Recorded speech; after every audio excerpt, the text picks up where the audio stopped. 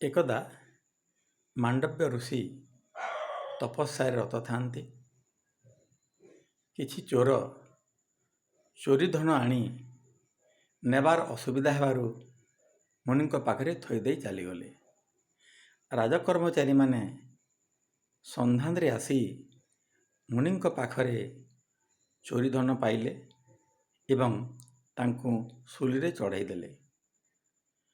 मृत्यु परे जमालय जीवारु से जम को पचारिले, मु तो चोरी करी नथिली, दंड पाइली काहींकी।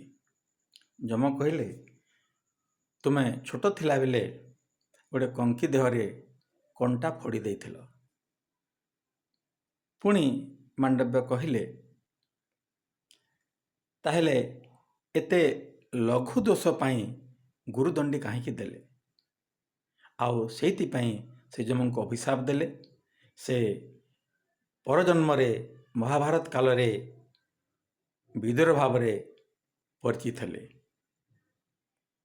से कौरवर्ण रे प्रतिपालित हेउथिले भी से कौरव मानकर पक्ष नथिले।